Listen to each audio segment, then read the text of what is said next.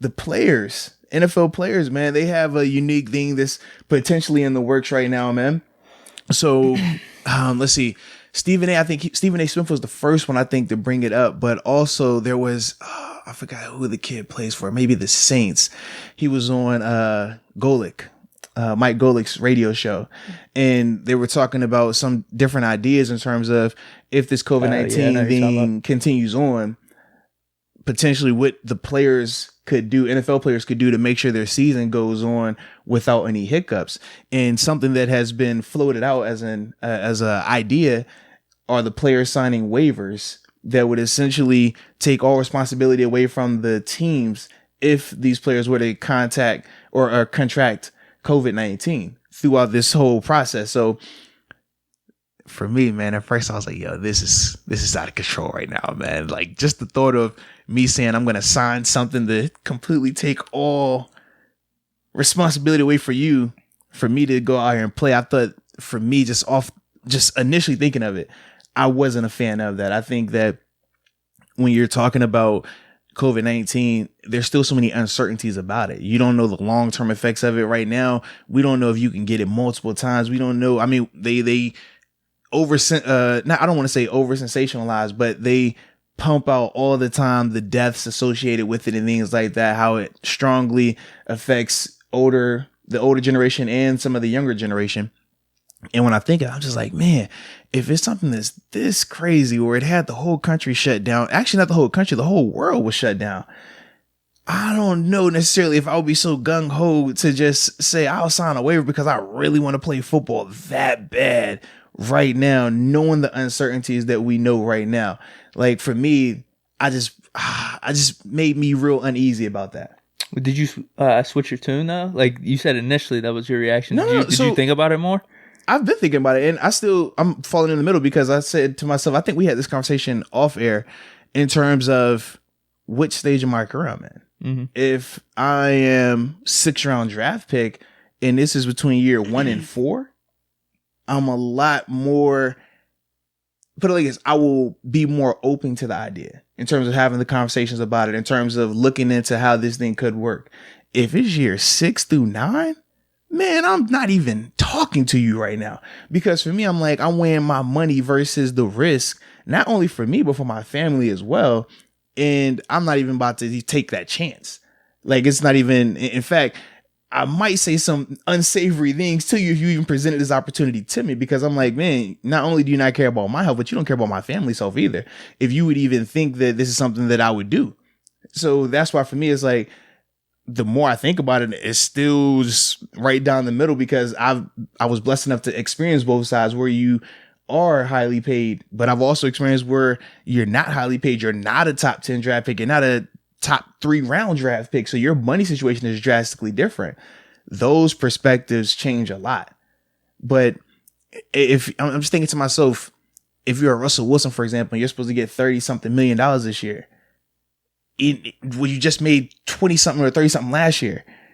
Are you really willing to sign a waiver saying that, hey, man, if I catch this COVID-19, now, granted, I don't know if I'm a survivor or not from, because, you know, it appears to be 50-50 the way they promote it. Now, not saying that that's factual, but the way they promote it is that, oh, man, if you get it, you might live, you might die. You don't know. And you might give it to somebody else that you really care about. If I'm scheduled to make $30 million and I just made $30 million last year, you think he's really excited to take that chance? That's a life or death move, not only for him, but for his kids, because he does have young kids. That's the thought process a little bit. When you're talking about 50-50, are you talking about just how it's being presented? How it's been presented, yeah. Okay, because just at the end of the day, right, the athletes, they're at a really low risk. Yeah, but remember, it's not necessarily about the athlete themselves dying from it. It's who they could potentially give it to. Right. Whereas if you have young kids, they say young kids are high risk. Grandparents, older population are high risk. Mm-hmm. A large majority of the NFL has younger kids. So, Deke, it might not affect you directly, right. But you go home to your son, and if the young kid or the grandparents get it, then it's, you never know what could happen. Right. And now you're asking yourself, was it really worth it? Now, there's a couple things that I wanted to bring up or even ask you about. What difference does a waiver make? What difference does a waiver make? In terms of contracting this and then potentially passing it on to people. So the waiver is this. So I mean, you're taking the NFL liability out of it, but at the end of the day, you're not trying to get that COVID thing passed to anyone anyway, right? The whole purpose of the waiver is no different. If when I was throwing my football camps, right, you would have every kid sign a waiver. You're not saying that I want you to get hurt. I'm not saying that at all. But what the waiver does, it protects me and my assets. So if you do go out there and get hurt, you can't sue me. You have to say that, hey, I knew what I was coming here to do. Yeah, I broke my leg and I probably can never walk again, but I can't sue you because I signed the waiver. I knew what I was doing. So say you hope God forbid. Would you play without a waiver though? That's what I mean. Well, this is the thing. They're making the way that it was presented is you wouldn't be able to do anything if you did not sign the waiver. Okay. So no waiver means you can't go out there and play. Okay. If you want to play, you have to sign the waiver. Which makes sense, I think, right? See, for me, I don't think that because... So you're saying you should be able to play without signing a waiver? No. I'm saying I wouldn't... Like when you're talking about would you play without signing a waiver, I'm saying if it's going to come down to signing a waiver to play, I think that nobody should play because it's setting you up for failure.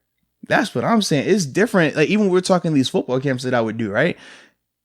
Even if somebody were to die out there, I was still protected asset wise. And you have to do that because obviously some people, they like to fake injuries and fake things just to sue people. And we've seen this. I mean, it happens anywhere when you're a person with when you're a person with more financial benefits versus somebody else. You know, that's some of the things that they do. But for the NFL, when you're talking about this COVID-19 thing, it's like it's not a guess of, hey, if one of you guys get it. Because, I mean, you look at just the UFC, the past 2 events they've had. Somebody has had COVID-19 and both of them, now granted, they've been able to pull them out before they interacted. But we also know that football, those numbers in terms of people in close proximity, triple.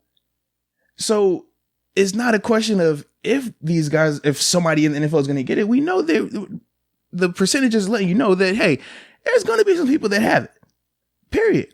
So you know that somebody is already going to have this thing. But now by you signing that waiver, that's saying that, hey, man, if I get it and I give it to my kid and my kid dies, I can't sue you. I can't sue you, NFL. I can't sue you guys for this, knowing the heartache that this has caused, knowing the financial strain it's going to cause as well. Like, but I signed the waiver, so I can't sue. I can't do anything about it. That's not right to me. Now, here's the next step, though, with the waiver thing. Mm-hmm. And say you want to play, you sign the waiver, you're going to play. And can't you... I feel like that is on the player, though, like his responsibility if he wants to stay away from his kids and family, correct? Yeah. Like that is an option they could take. Yeah, absolutely. To where there's no shot of that happening, where that responsibility is on you then. Yeah, absolutely. So, I mean, that's something I think you got to weigh as well. Do I want to take this extended period of time and not be with my kids and family? And then how long do you have to wait till the season is over to be back with the kids and family? It's a lot of questions you have to ask yourself. You said, if you're year 1 through 4 or 5, you need money, you want money, and you're not really set up that way. You don't have a young family. Hell yeah. Why not play? I can easily isolate myself. I don't really have too many responsibilities or worries there. Whereas maybe it's a tougher decision whenever you look longer into someone's career. Correct. Now, the other thing I wanted to ask, though, is what's the difference, do you think, between this and a concussion? Like everything that's been going on with the whole concussion thing, where I don't know what the percentages are, but it's got to be a pretty decent percentage to where if I play football, I'm going to have some head problems, you know, compared to the COVID, which actually seems more of a short-term thing for the individual. Like we said, we don't know what could happen if you pass it on to family members or whatnot, but there could be a way to deter you from doing that. Like I said, just isolate yourself. And I think the biggest thing is this, man. A concussion only deals with you. You can't pass a concussion along to anyone else. A concussion isn't going to kill you tomorrow. A concussion is going to kill you in 2 weeks. And even when we talk CTE, they still haven't been able to prove it in a living person. So that's all speculation still in terms of, well, is CTE only associated with guys who play football? What about soccer players? What about boxers? What about UFC fighters?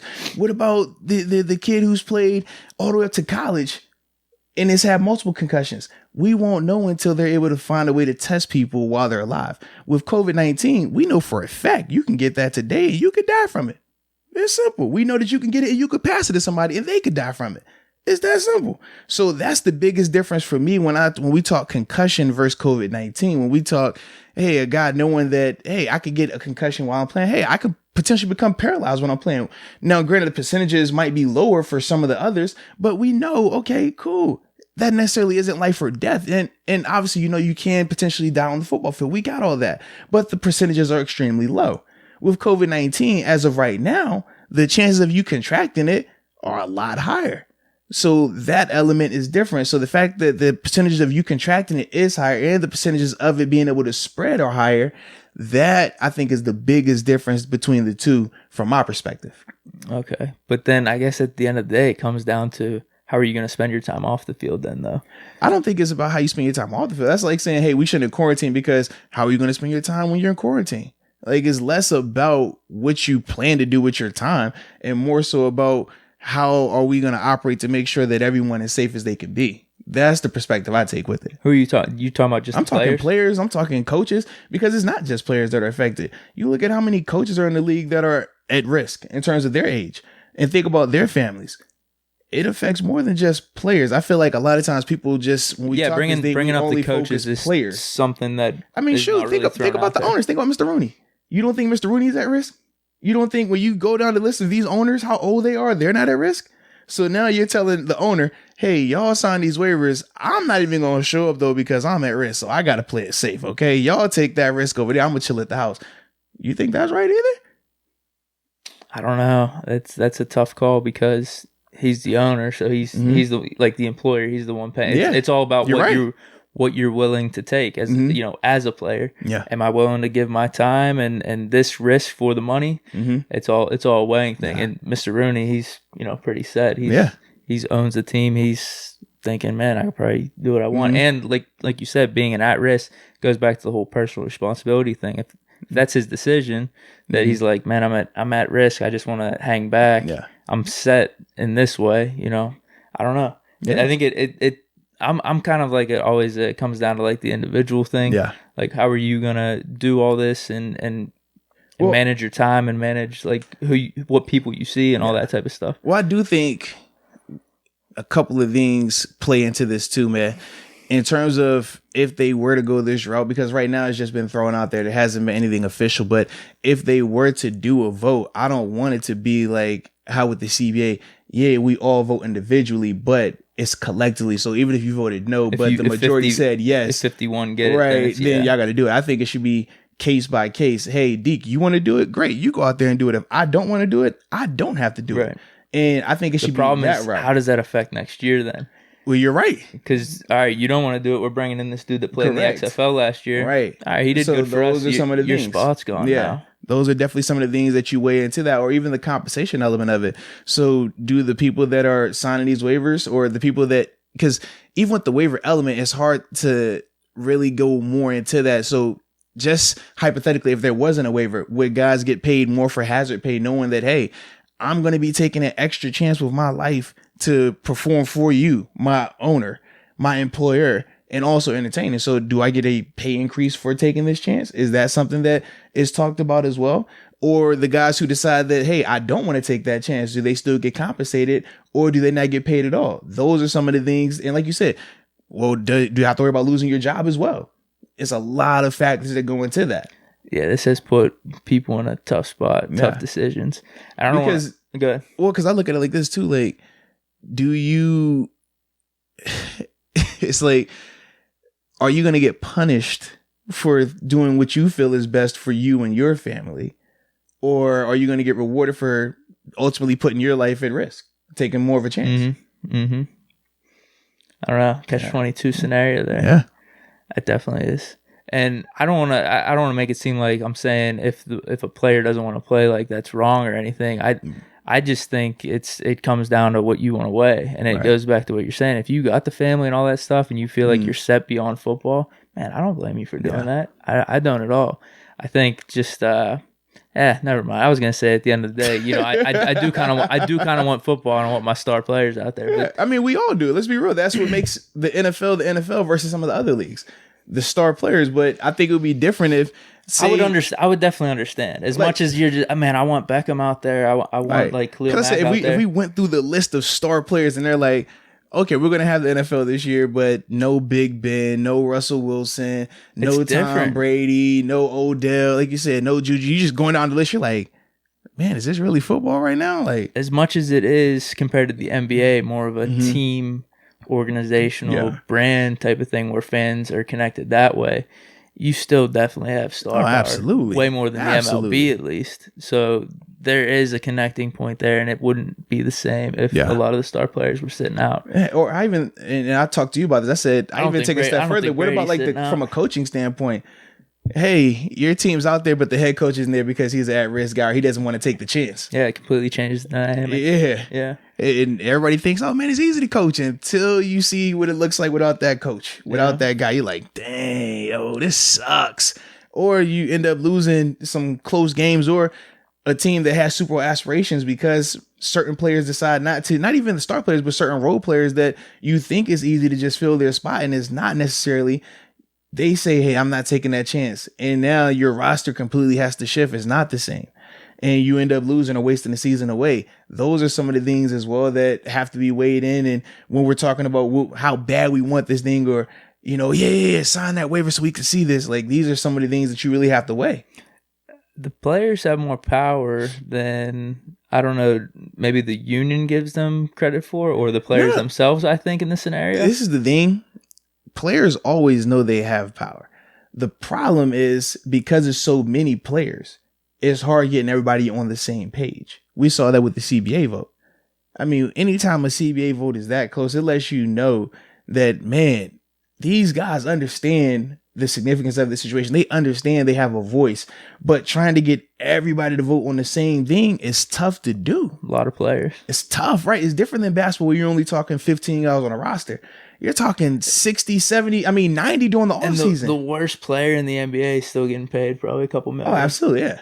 Whereas, and then you got middle tier players getting paid 15 to 20 million a year. Right. So the money wise is drastically different. Not really complaining too much on that. So like the threat of a organization in the NBA saying, hey, we're going to find someone else to replace you. Okay, I'm going to take my $5 million and go somewhere else. Like, I'm not tripping. In the NFL, though, because there's so many people, if you're a middle tier or lower level guy on the roster, I tell you, hey, man, if you're not signing this, I'm going to go replace you. You don't have the luxury of just saying, well, I'm going to get picked up over here. Like, it doesn't work like that. This goes into, I don't know if you've ever seen that triangle. I've seen it. I haven't dissected it too much, but there's that hierarchy of needs, right? Uh-huh. Once you take care of money-wise, then you want like certain other things, like social things and et cetera, et cetera. So, I mean, that's, I think if you look at the NFL and the NBA, that's something that's going on right there. You know, if you're in the NFL, you're probably more focused on getting your money taken care of for the majority of the players in the league. Whereas the NBA, you're in the league for a few years, you're set. You're set, yeah. You are paid and it's fully guaranteed, so you don't even have to worry about this. And that's why they're worrying probably about more different things in the NFL when they're talking about CBAs. Yeah. So there's that. I mean, obviously revenue is going to be something. What type of split that you want there, but other things to consider. So. Well, and I think that's something too, man. When you talk the revenue element, signing the waivers, coming back to play, how does the contract money get weighed out with that as well? Does the market shift a little bit in terms of salary caps because you're not going to have all the other revenue resources coming in from the fans, obviously with these stadiums. Yeah. So that's another thing that you have to weigh as well. Yeah, dude. It's a lot, man. There is a lot, bro. There's a lot, dude. As much as I want to keep reading and hoping for things to get right. Trust me, you're not the only one. Then you just, I guess you just never know because the problem is one person getting it. Or let's just not even say one person. Let's say it does spread like we're saying. You get a few players on a team that get it and they have to sit out. I mean, how much is the team that's supposed to play in the next week going to want to necessarily play? Yeah. Well, and I mean, I said just logistically, there's so much that goes into it because you also have to make sure that even once these players sign this waiver, you still have to make sure that they are getting tested.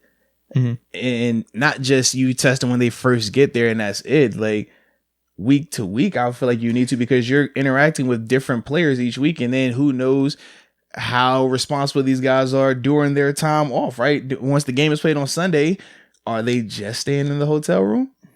Like I said, if that was the case, it's a lot. was the case earlier in what I was saying, then Yeah. we should be good. We should be good.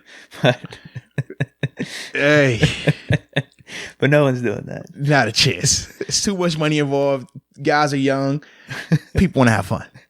So there's no way you're going to tell me a guy will sit in his hotel room, not interact with anybody but his football players and coaches for 17 weeks. I do not see that happening at all, bro. I think that goes back to the waiver thing. That's why the NFL wants to have the waiver where, all right, if someone else catches it, though, that's on you at that point. But the catch-22, other than you have to be a little bit careful, is this. If I sign that waiver and I know for a fact, well, shoot, if I get it, y'all ain't going to take care of me no way. I'm going to really do what I want to do. And I might not even tell you. So now I'm just walking around with it. Now, hey, you tested me whenever the test was. Okay, cool. It's just you test me at the beginning. I'm going to do what I do. That's person being a jackass, though, right? People aren't that? No, I know. But is that on the NFL, though? It doesn't matter who it's on. What is it going to look like? Public perception. When they see, oh, man, well, all that's done spread it over there. Y'all made them sign this waiver. Y'all put them in this situation. What are y'all going to do to take care of them now? You know how perception goes. We both know this. It's not right, but yeah, I could see how Is perception ever right? I mean, when it comes to how the mass, the media, the population, when they see something and they want to say, oh, that's the reason, or this isn't right, even with them signing a waiver, you know the public outcry that would go to this, and don't let it be a prominent person. See, it's different right now. Like with the UFC, some of the guys that have contracted it, they weren't your John Joneses, they weren't your Conor McGregors, your Khabib Nurmagomedovs. They weren't those type of guys. So even though it was talked about, it was more so talking about the COVID, not the actual person. Mm-hmm. You imagine the outcry if Ben Roethlisberger had contracted it, or if Tom Brady had contracted it. And, oh, man, something bad happened after that. And oh, man, they signed a waiver, though. Everybody's good. Hey, that's on them, guys. People would go nuts. They would not care about that person signing a waiver. They would go nuts. That's what I mean, going back to what does the waiver even mean then, if people are just going to go nuts anyway? Well, the waiver means that, okay, I understand publicly I'm the bad guy, but legally you have zero you can do to me. Right.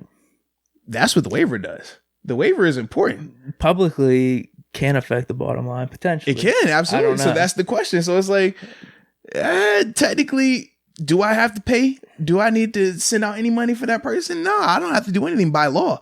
Now, will they probably do something to save face? That's a different conversation.